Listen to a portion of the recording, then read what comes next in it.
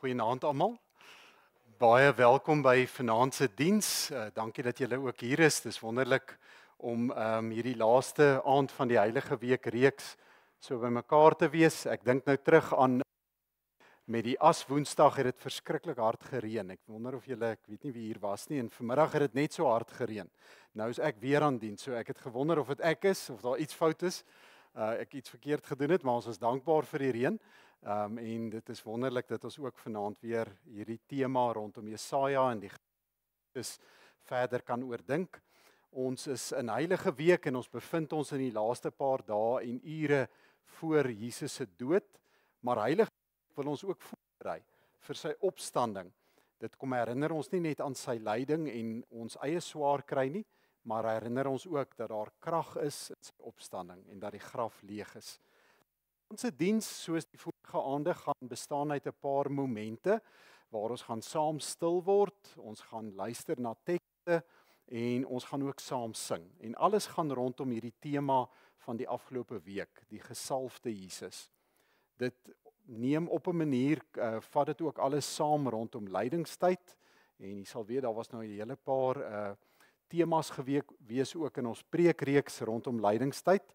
Maar dis ook 'n tyd waar ons kan self ondersoek doen en net weer opnuut verwonderd wees oor die groot opoffering wat die Here Jesus ook vir ons elkeen gedoen het. Sy liefde vir ons, wat veral met die Via Dolorosa hierdie week ook vir ons herinner dat Jesus se pyn en sy verwerping, dat hy dit ervaar het om vir jou in die besonder ook te red. Maar dit word ook vir ons 'n voorbeeld dat ons weet daar is ook hoop moontlik ander kant ons swaar kry. So vanaand se tema is dan gesalf vir lyding. Nou, as ons hierdie tema hoor, gesalf vir lyding, op die oppervlak na 'n vreemde idee. Hoe kan iemand geseën wees om te ly? Maar ons gaan ontdek in die Bybelse konteks verwys na Jesus, die gesalfde, die Christus, die Messias, en hy is geroep om juis in hierdie wêreld te kom ly en te sterf ook vir jou en my. En in hierdie tema hoop ek gaan jy saam met my ontdek dat daar ook 'n diep geheimenis is, dat God se seën en sy groter doel met ons baie kere in die Bybel, maar ook in ons lewens vandag, juis deur lyding ook gerealiseer word. So wanneer ons sê gesalf vir lyding, dan bedoel ons nie ons moet pyn gaan soek nie, maar dit sê eerder dat soos Jesus is ons elkeen ook geroep om in hierdie gebroke wêreld ook deel te neem aan 'n groter verhaal waarin hy ons uitnooi. 'n Verhaal waar daar baie kere hartseer, onregverdigheid en swaar kry is, maar tog dat God steeds te midde hiervan hoop en genesing en verlossing deur ons kan bring.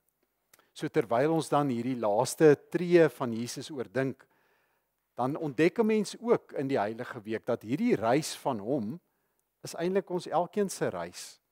In sy lyding en sy gehoorsaamheid ontdek ons 'n God wat ook ons pyn verstaan en wat ons ook in sy groot genade kom ontmoet. So ons gaan begin deur so 'n paar oomblikke net stil te word. Ek gaan vir jou geleentheid gee om dalk na 'n besige dag jou hart oop te maak voor die Here. En as ons so in stilte sit, dan wil ek jou uitnooi om dit wat dalk die afgelope week ook in jou binneste na vore gekom het, om dit na die Here toe te bring. Soos wat ons vanaand hier sit, ken hy ons deur en deur. Sommige van ons mag dalk vanaand hier sit met gedagtes wat ons angstig maak. Party van ons sit dalk hier en ons sukkel met moeilike lewensvrae. Vrae wat nie altyd eenvoudige antwoorde het nie. Party van ons sit hier en ons het spesifieke behoeftes wat ons nodig het om ook te floreer. En ek wil jou uitnooi om al hierdie dinge voor die gesalfde, die bekwame een te kom neerlê, in stilte, te ontdek dat hy hier teenwoordig is, dat hy vanaand ook jou behoeftes raak sien, maar ook dat hy beloof om ons ook te wat lank en swaar voel. So kom ons gee so 'n paar oomblikke stil gebed.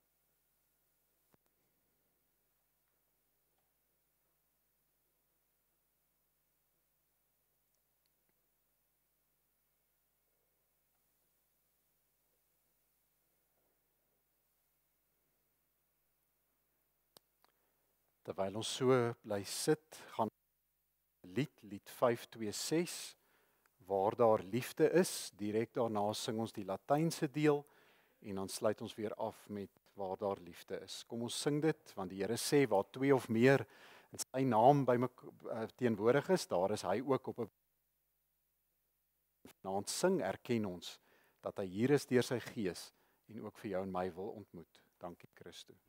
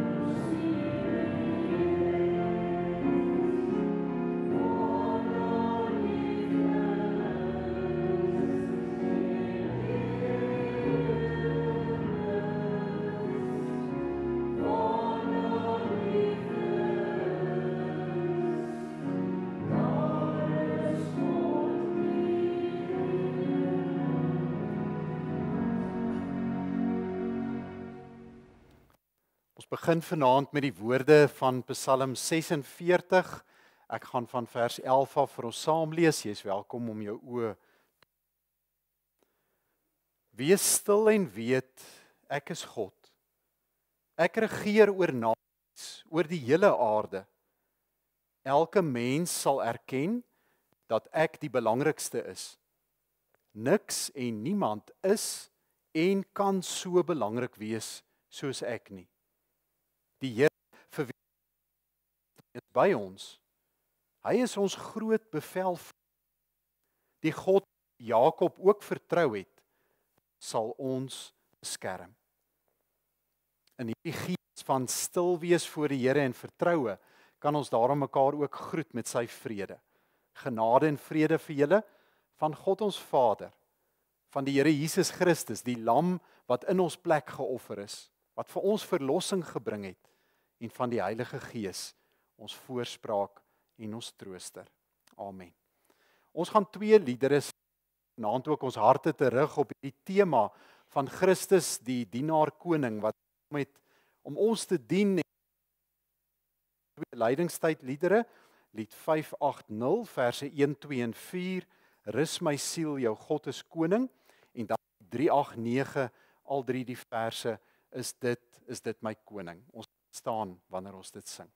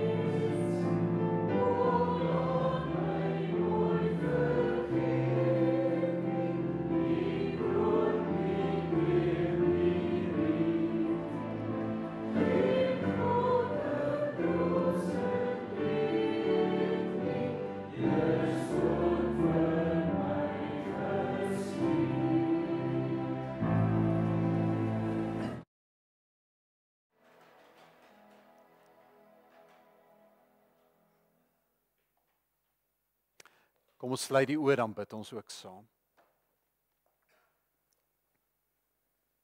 Ons almagtige God en hemelse Vader, Here, dankie vir die geleentheid om vanaand weer so as 'n geloofsfamilie bymekaar te mag wees, om ons vir 'n paar oomblikke af te sonder uit ons besige en baie keer chaotiese lewens in die wêreld daar buite, dat ons net kan fokus op U, op wie U is en ook op wat U vir elkeen van ons kom doen het.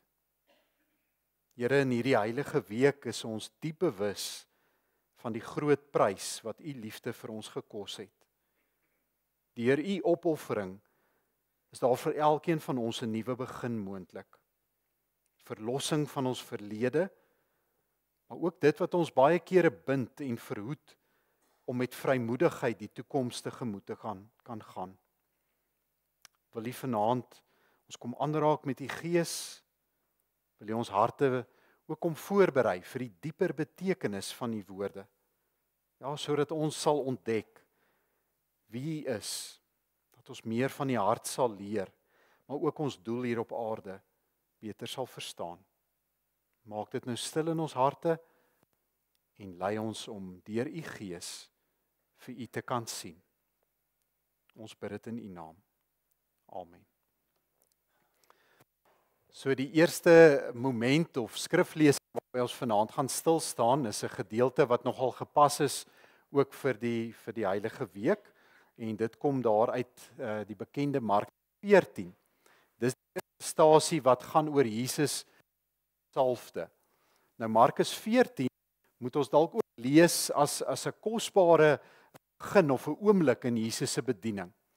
Hierdie bediening wat begin het toe Johannes die Doper hom in die Jordaanrivier ook gesalf het. Want dit is eintlik wat dit beteken het. Dit was 'n salwingsmoment waar hy aangestel word deur God om as Messias op te tree en waar God in die stem vir hom kom sê, wêreld kom sê, maar dis my geliefde seun op wie ek baie trots is. Nou hier in Markus 14 dan sien ons hoe Jesus word. 'n Vrou wat vermoed is op 'n baie spesiale manier kom eer betoon aan Jesus. Nou hierdie daad word eintlik 'n vooruitkyk, 'n vooruitskouing van dit wat dan wag op hom die volgende paar dae. Hierdie nardesolie wat Maria gebruik, is dieselfde olie wat 'n mens gebruik in daardie tyd wanneer jy ook 'n lijk voorberei vir 'n begrafnis. So eintlik salf Maria hierso vir Jesus vir sy begrafnis. So ons gaan luister na hierdie verhaal en mag die woorde ook in jou hart insink. Al van vers 3 af. Jesus was in Betanië in die huis van Simon. Hy aan tafel het daar 'n vrou met 'n albaste fles baie duur nardesolie. Sy breek en die inhoud op uitgegiet. Party van die mense het onder mekaar hulle verontwaardiging uitgespreek. Waarvoor is hier vermorsing van olie vir meer as 300 silwermuntstukke verkoop en die geld vir die armes gegee gewees? Haar uitgevaar. Laat staan haar, het Jesus gesê. Waarom maak julle dit vir haar moeilik? Sy het 'n goeie daad aan my gedoen. Julle het tog armes by julle en wanneer julle wil, kan julle aan hulle goed doen. Maar vir my het jy by julle nie. Wat sy kon gedoen. Sy het vooruit my liggaam gesê as voorbereiding vir my begrafnis. Kry julle oral waar die evangelie in die hele wêreld verkondig word wat sy het tot 'n herinnering aan haar. Nou dis baie interessant. Ekskuus, is daar 'n fout? Is dit die klank? Kom en gaan.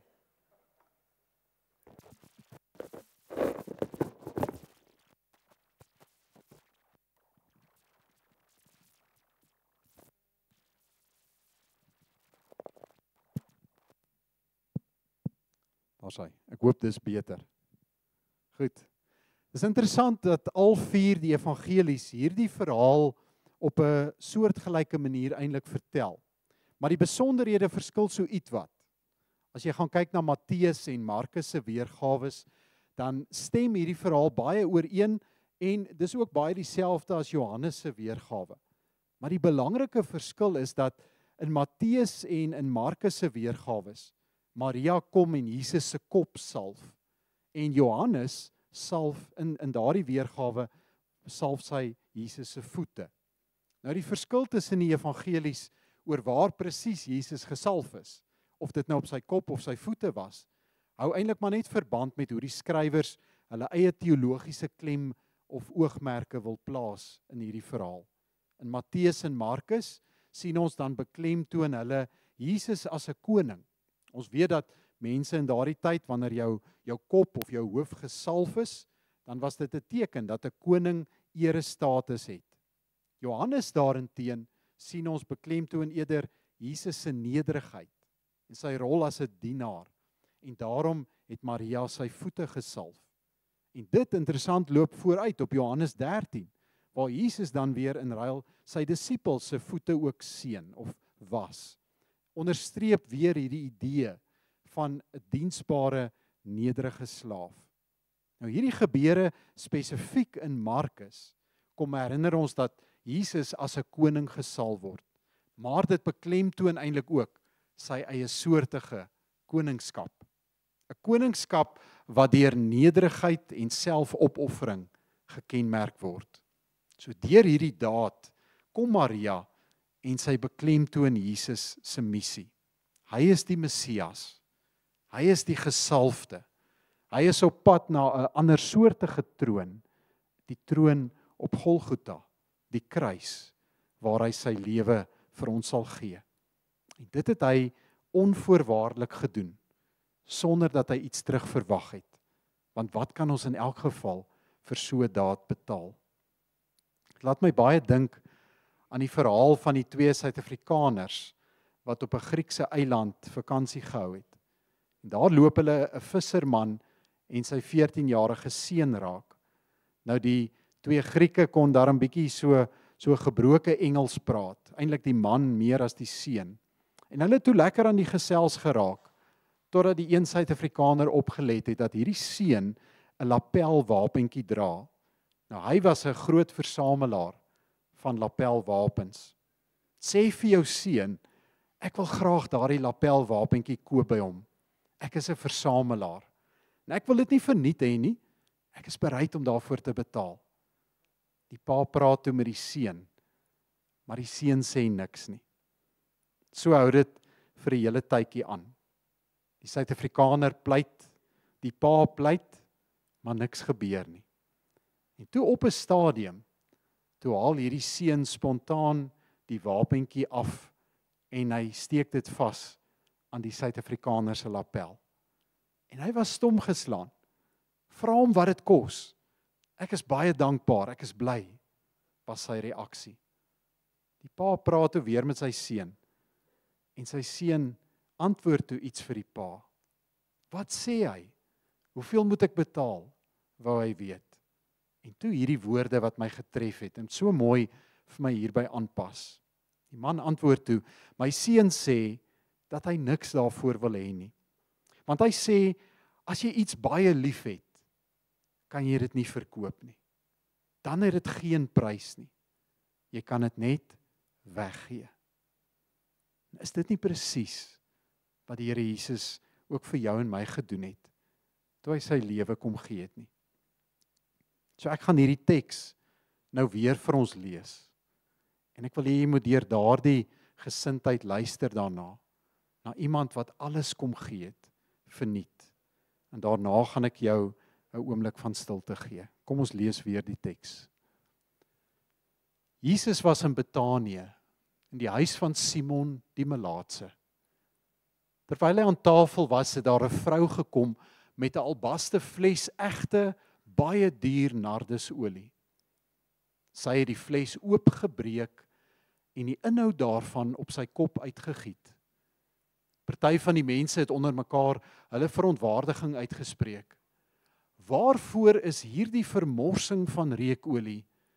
Hierdie reukolie kon vir meer as 300 silwerstukke verkoop en die geld vir armes gegee gewees het. En hulle het teen haar uitgevaar. Laat staan haar, het Jesus gesê. Waarom maak julle dit vir haar moeilik? Sy het 'n goeie daad aan my gedoen. Julle het tog altyd armes by julle, en wanneer julle wil, kan julle aan hulle goed doen. Maar vir my het julle nie altyd by julle nie. Wat sy kon, het sy gedoen. Sy het vooruit al my liggaam gesalf, as voorbereiding vir my begrafnis. Dit verseker ek julle. Oral waar die evangelie in die hele wêreld verkondig word, sal daar ook vertel word wat sy gedoen het, tot 'n herinnering aan haar. Ek gaan jou nou geleentheid gee om in jou geestesoog jouself te verplaas na daardie vertrek waar Maria daardie aand vir Jesus gesalf het. Wat gebeur in jou binneste wanneer jy dit sien? Wat ervaar jy as jy weet dat hierdie Jesus, die heilige, die gesalfde, sy weg na die kruis vrywillig gekies het en dat hy dit uit liefde vir jou gedoen het? Kom ons gee so 'n paar oomblikke van stilte.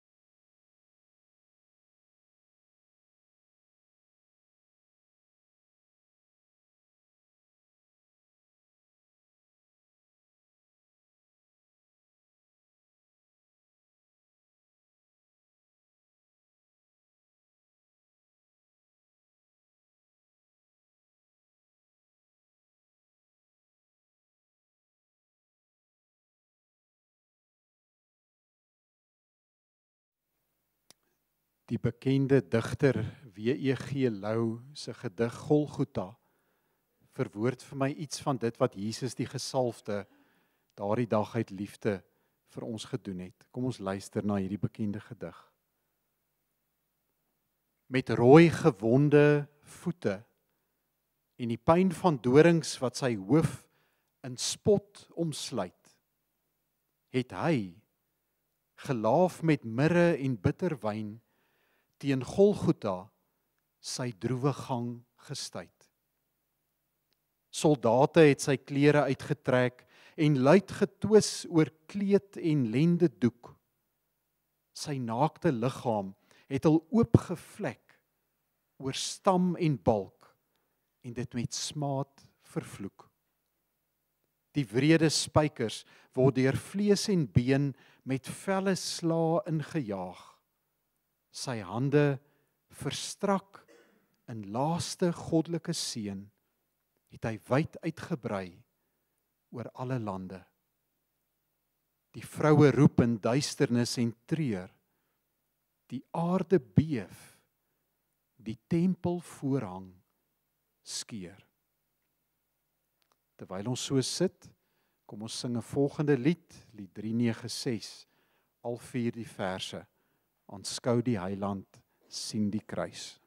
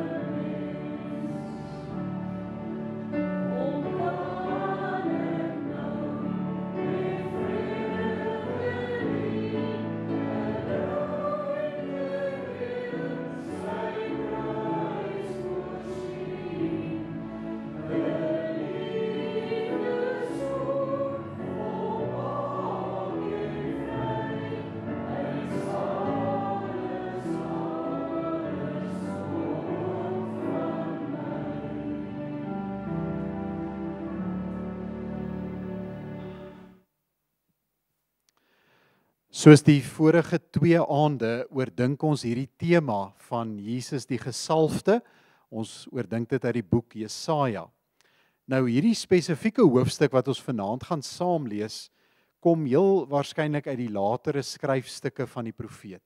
So dis so om en by op die drempel of net nadat die ballingskap plaasgevind het, hier rondom die 6de eeu voor Christus.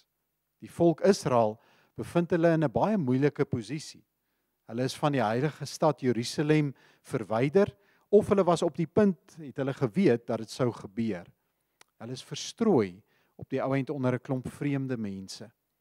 Maar wat betekenisvol is in hierdie gedeelte, sal ons sien, is dat hierdie teks nie net terugverwys na iets wat histories gebeur het nie. Hierdie teks wys ook vorentoe. Daar is hierdie eskatologiese of toekomsgerigte figuur wat skielik hier in Jesaja 50 sy verskyning maak. Iemand wat kom om hulle te verlos. Dit is so asof die profeet Jesaja wil sê, kyk, hierdie dienaar is meer as 'n profeet in ons tyd. Hy is die verlosser wat sou kom. Hy sal alles verander. En ons weet dit nou met die Nuwe Testamente gedagte, dat hierdie prentjie, hierdie bloudruk, eintlik dan volmaak ook op Jesus pas. Nou in daardie tyd, sal jy ook in die teks ontdek, was daar 'n sterk gevoel vir eer en skaamte. As iemand jou geslaan of gespoeg het in die antieke nabye Ooste, was dit 'n teken van uiterste verwerping. Jy was in die publieke oog verneder. So dit was 'n groot skande vir jou en jou familie. En dit is belangrik om te weet, want hier in Jesaja 50 sien ons 'n dienaar wat presies dieselfde vernedering gaan beleef. Hy word geslaan, hy word geminag, maar hy neem nie wraak nie. Hy veg nie terug nie. Hy kies om te ly, maar hy doen dit op sy terme en hy doen dit met waardigheid. En as 'n mens hierdie kultuur van skande snap, dan verstaan jy eintlik ook hoe vreemd hierdie houding van die dienaar vir die mense moes gewees het. 'n Lydende dienaar, maar iemand met 'n waardige gestalte. En dis daardie selfde waardigheid wat ons dan later ook in Jesus sien. Ja, hy word verneder, maar hy word nie oorwin nie. Hy word gespot, maar hy bly koning. Kom ons luister na hierdie gedeelte. Die Here het vir my die vermoë gegee om mense wat neerslagtig is weer moed in te praat. Elke oggend spits ek my ore om verder by die Here te leer. Die Here het my bereid gemaak om na hom te luister. Ek is nie opstandig teen hom nie. Ek is ook nie ver van die Here af nie. Ek het my rug gehou dat hulle my maar kan slaan. Ek het my gesig gehou dat hulle maar my baard kan probeer uitpluk. Ek het nie my hande voor my gesig gehou toe hulle my in die gesig gespoeg het om my te beledig nie. Omdat die Here my help, sal ek nie verneder word nie. Ek byt op my tande, want ek weet dat ek nie in die skande sal kom nie. Die Here is aan my kant. Hy bewys, ek is reg. Wie wil my hof toe vat? Hy moet maar kom, dat ons saam in die hof kan gaan staan. Wie wil regter speel oor my? Laat hy hier na my toe kom. Die Here help my. Wie sal dit waag om te sê dat ek skuldig is? Hulle sal almal verwoes word, soos klere wat die motte stikkend vreet. Ek gaan weer vir jou 'n oomblik van stilte gee, om hierdie teks te oordink, dan gaan ek die teks weer rustig lees, en dan deel ons 'n paar gedagtes daaroor. Kom ons gee 'n oomblik van stilte.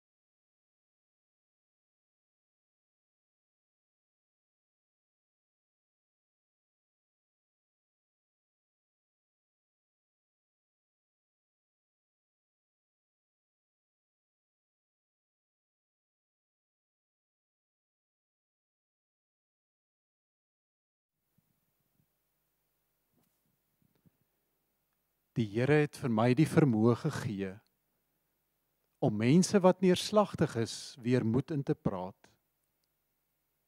Elke oggend spits ek my ore om verder by die Here te leer. Die Here het my bereid gemaak om na hom te luister. Ek is nie opstandig teen hom nie. Ek is ook nie ver van die Here af nie. Ek het my rug gehou, dat hulle my maar kan slaan. Ek het my gesig gehou, dat hulle maar my baard kan probeer uitpluk. Ek het nie my hande voor my gesig gehou, toe hulle my in die gesig gespoeg het, om my te beledig nie. Omdat die Here my help, sal ek nie verneder word nie. Ek byt op my tande, want ek het geweet, dat ek nie in die skande sal kom nie. Die Here is aan my kant. Hy bewys, ek is reg. Wie wil my hof toe vat? Hy moet maar kom, dat ons saam in die hof kan gaan staan. Wie wil regter speel oor my? Laat hy hier na my toe kom. Die Here help my. Wie sal dit waag om te sê, dat ek skuldig is? Hulle sal almal verwoes word, soos klere wat die motte stikkend vreet. As 'n mens hierdie gedeelte lees, die beeld wat by my opkom van hierdie lydende en die waardige dienaar, is die beeld van olywe wat gepers word.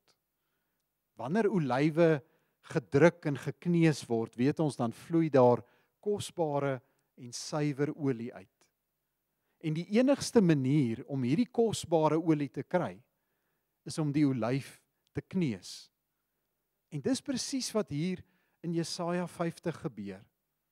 Ons sien hierdie dienaar van die Here, wat ons dan in die Nuwe Testament herken as Jesus, wat onder geweldige druk verkeer, maar tog bly hy gehoorsaam aan God. Dis soos 'n olyf, wat bewuslik die pers ingaan, omdat hy weet daar iets kosbaars kan voortkom uit die proses. Ons hoor dikwels van Jesus as koning, maar dan besef 'n mens in hierdie gedeelte en ook later dat hierdie koningskap soveel anders lyk as dit wat die wêreld verwag van 'n koning. Hy is 'n koning, maar hy kom nie met 'n swaard en met krag nie. Sy wapens lyk anders. Dis wapens van nederigheid, van onvoorwaardelike liefde, van naaste diens en van opoffering. Laat my dink aan daardie gesegde van die ou kerkvader Andrew Murray wat iewers skryf: "The cross is Christ's highest glory, the proof of his obedience unto death, and the highest proof of his love." Net 'n mooi manier om te sê, Jesus se krag lê juis in sy gewilligheid om gepers te word en vir ons te lei. As 'n mens mooi gaan lees in Jesaja 50, dan sien ons 3 groot waarhede wat amper soos 'n lig, 'n helder lig op hierdie dienaar van die Here skyn.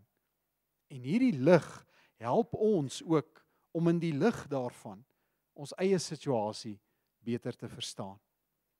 Die eerste waarheid vind ons daar in vers 4, wat sê dat hierdie dienaar van die Here was 'n goeie luisteraar. Met ander woorde, hy hoor eers wat God sê, voordat hy self begin praat. Want in hierdie stil word moment erken hierdie dienaar sy afhanklikheid van die Vader. Dan dink 'n mens aan ons eie lewens en ook in 'n wêreld waar ons so baie kere paniekerig raak en dan wil ons onmiddellik iets doen of sê om dinge reg te maak.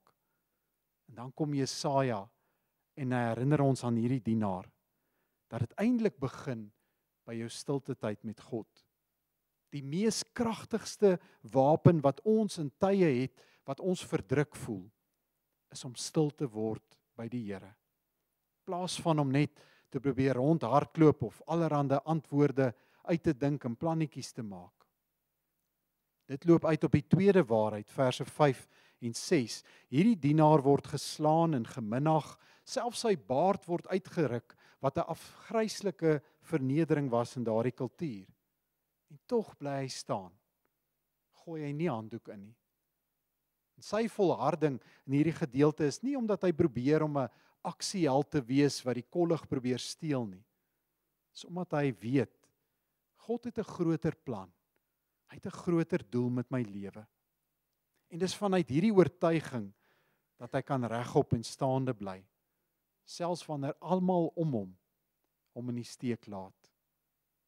En dan dink 'n mens, sjoe, as die dienaar van die Here al hierdie dinge kon deurmaak, en as hy so kon volhard vir my, dan kan ek ook mos in my moeilike situasies gefokus bly op God se groter plan, in plaas van om so maklik in sak en as te gaan sit en te dink dat hierdie wêreld onregverdig is. In die derde plek, verse 7 tot 9, dan verklaar hy God as sy regsverteenwoordiger, as sy advokaat. Want God tree namens hom op. Met ander woorde, as die mense my veroordeel, as hulle my sou uitskel of skuldig bevind, of nie werd genoeg vind nie, sal ek nie toelaat dat dit my ontstel nie. Want God tree self op as my verdediger. En nou moet ons mooi hoor, dis nie soos 'n regskantoor waar die moontlikheid bestaan dat jou advokaat op 'n tegniese punt daardie saak gaan verloor nie. Hierdie God kan nie verloor nie. Hy ken ons deur en deur en hy sal nie toelaat dat sy kinders val nie. En dis 'n heerlike troos om te weet dat selfs in daardie tye wanneer jy voel of jy in die beskuldigde bank geplaas is, kom staan die Here langs jou. Kom sê hy vir jou, jy behoort aan my.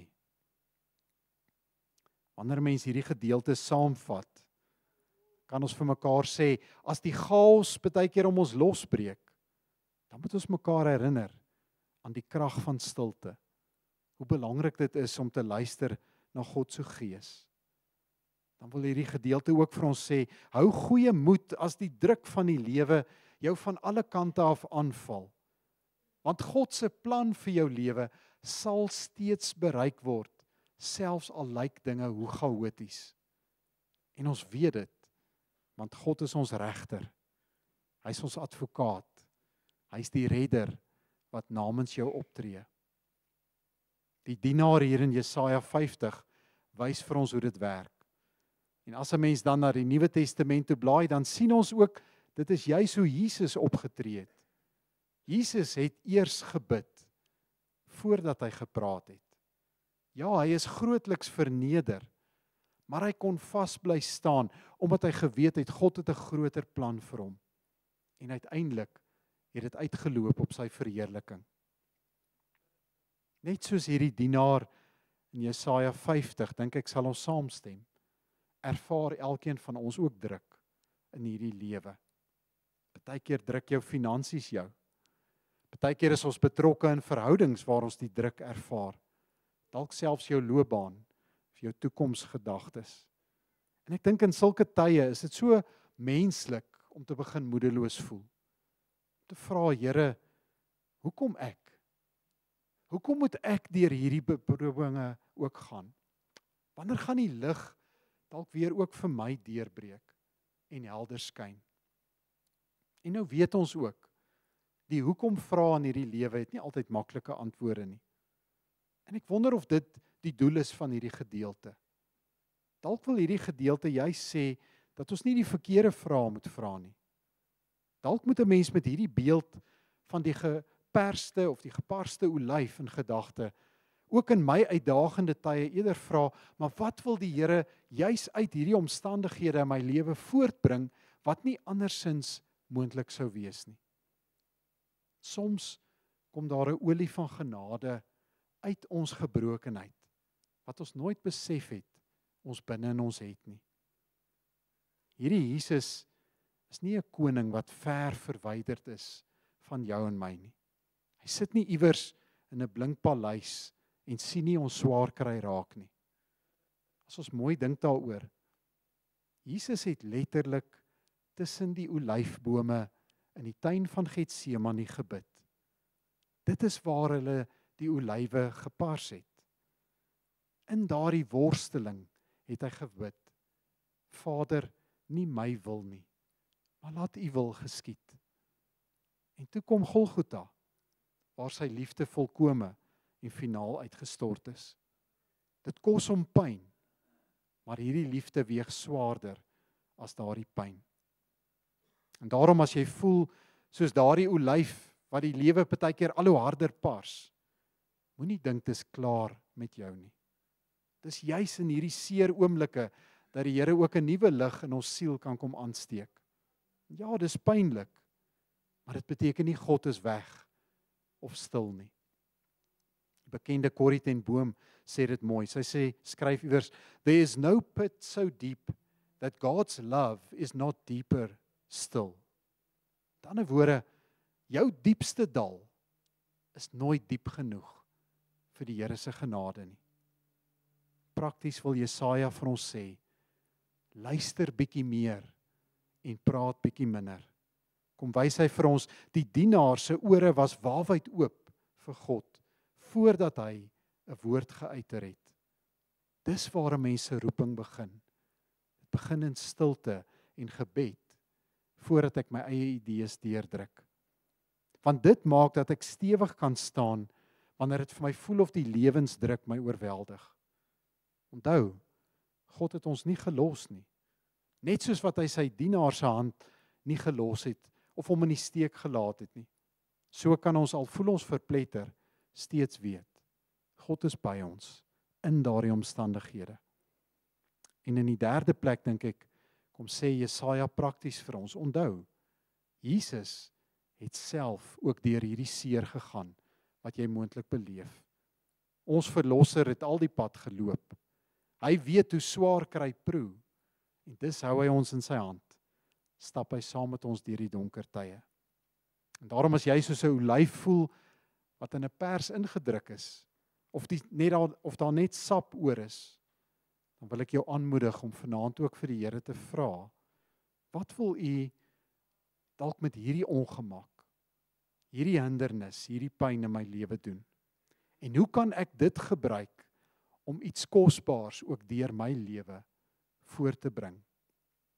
Die gesalfde Messias ken jou en my beter as wat ons onsself ken. Hy ken elke stikkende plekkie, elke onsigbare letsel waarmee jy en ek dalk moet saamleef. En dis die Jesus wat self Getsemane oomblikke beleef het, waar sy eie siel so onderdruk was, dat sy sweet in bloeddruppels verander het. Maar hy het nie gevlug nie.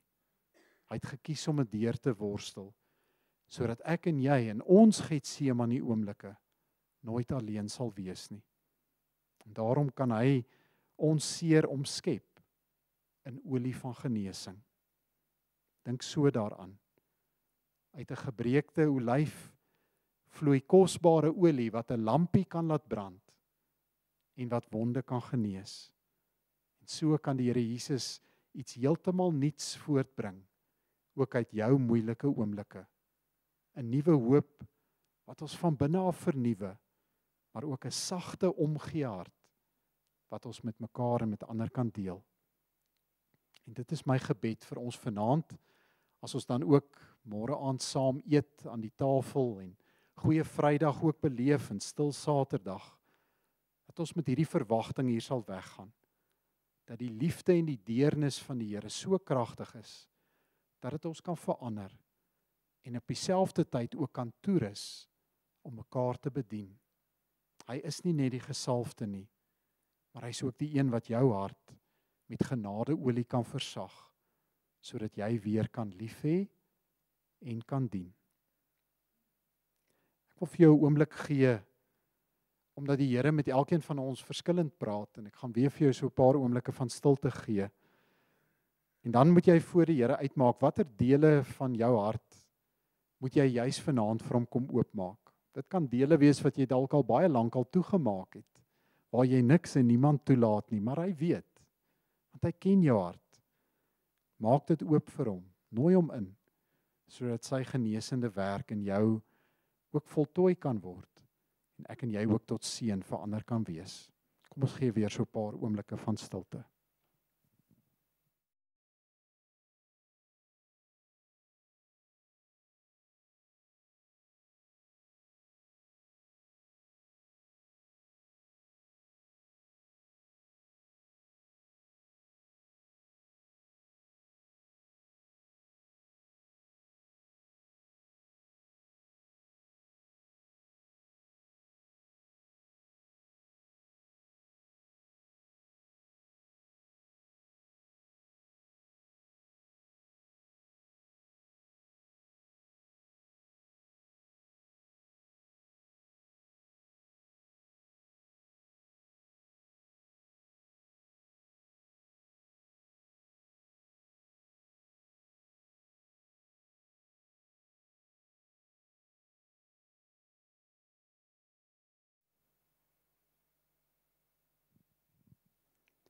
Here Jesus, ons dankie dat U wat die gesalfde is, dat U bereid was om onderdrukking en lyding te verdra vir ons.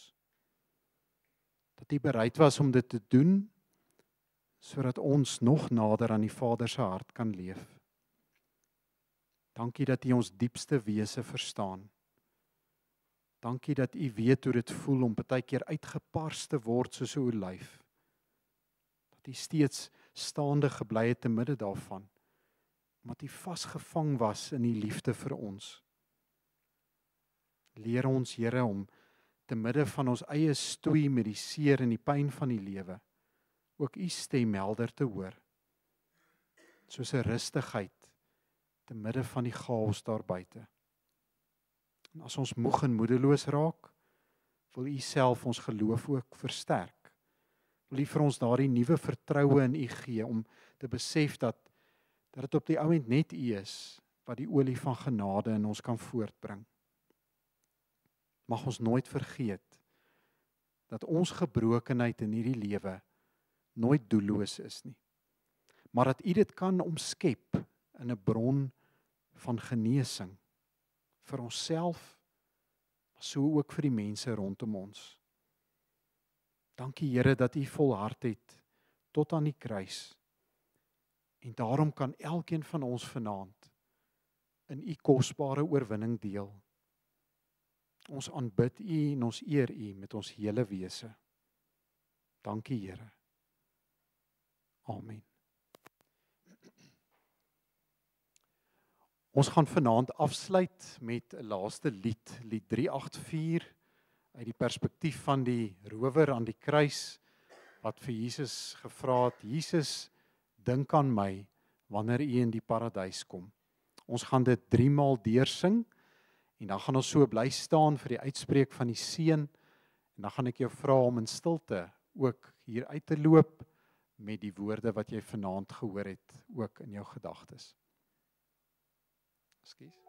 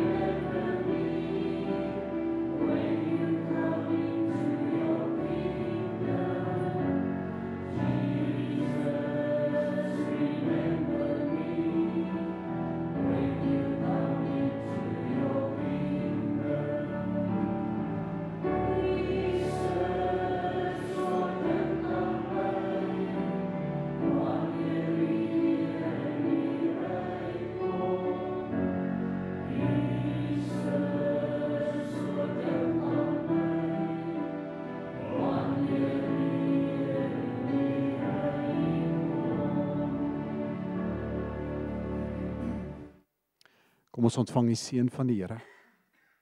Die genade van ons Here Jesus Christus, die liefde van God ons Vader, die teenwoordigheid en die vrede van sy Gees sal by ons elkeen wees.